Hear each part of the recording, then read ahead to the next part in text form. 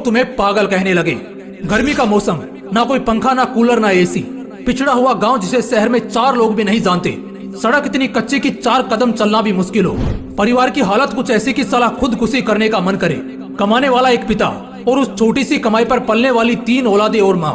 रात ढल रही थी, पूरा गांव एकदम गर्मी से परेशान, इस करवट से उस करवट, बस करवटें बदलकर अपनी नींद पूरी कर रहा था। लाइट्स तो छोड़ो, एक मोमबत्ती का होना भी मुश्किल था, लेकिन तभी उसी गांव के एक झोंपड़े के मकान में एक छोटी सी लालटेन जल रही थी, जिससे कुछ 3 मीटर दूर एक जवान लड़का पसीने से भीगा हुआ अपनी किताबों को रटे जा रहा था।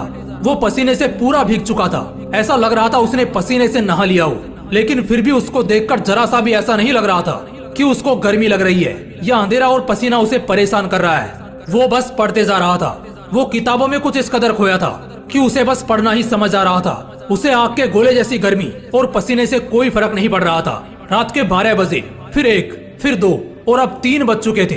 ना जाने वो लड़का कब से पढ़ने बैठा था, लेकिन अब तक पढ़ रहा था। तभी अचानक पूरे कमरे में अंधेरा छा जाता है। एकदम से गुफ अंधेरा पूरे कमरे को अपनी चपेट में ले लेता है। दरअसल वो लालटेन अब बुझ चुकी थी। उस लड़के के मन में क्या चल रहा होगा उस वक्त, क्या आप बता सकते हो? उस वक्त उस लड़के के जुबान से जो बात निकली ना, कसम से मजा आ जाएगा। वो लड़का बोला, उफ यार, काश थोड़ा और पढ़ लेता। अब बताओ, क्या तुम में से कोई इतना पागल है पढ़ने को? उस लड़के को सब उस गांव में पागल कहते थे। गांव वालों से पता चला कि वो लड़का कब पढ़ने बैठता था, लेकिन कब तक पढ़ता रहेगा कोई नहीं बता सकता था।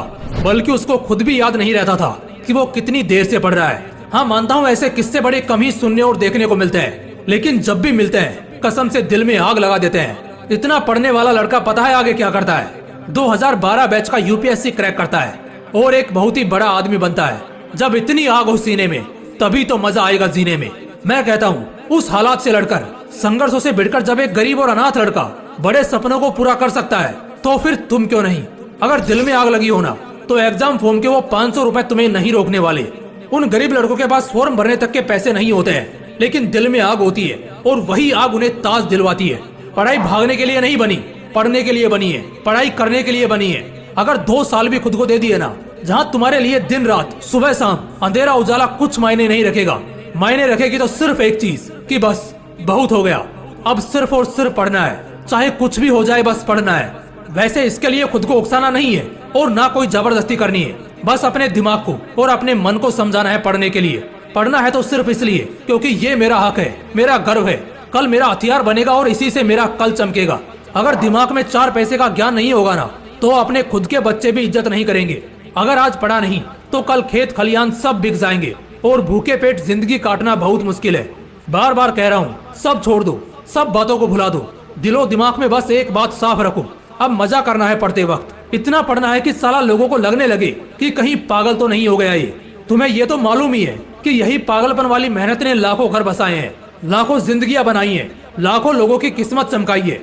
अगर उस बुलंदी पर पहुंचना ही सिर्फ एकमात्र मकसद होगा ना, तो कसम से वो तुम्हें झक मार कर मिलेगा। लेकिन उन सबसे पहले, उस उजाले के कल से पहले आज तुम्हें पढ़ना होगा। इतना पढ़ना होगा, इतना पढ़ना होगा कि किताबें तुमसे थक जाएं, लेकिन तुम्हारा हौसला ना थके। मजा आने लगेगा यार। बस 2 से 5 दिन भी दिमाग लगाकर कुछ पढ़ लिया ना, तो फिर दुखी आत्मा या भटकती आत्मा नहीं रहोगे, बल्कि बवाल आदमी बनकर निकलोगे। अगर दिल में आग लगी हो तो वीडियो को लाइक और शेयर करना, और अगर चैनल को अभी तक सब्सक्राइब नहीं किया है तो सब्सक्राइब करके बेल आइकन भी जरूर प्रेस कर लेना। मिलते हैं इसी तरह की एक और बवाल वीडियो में। तब तक मस्त रहो और आग लगाते रहो। जय हिंद, जय श्री कृष्णा।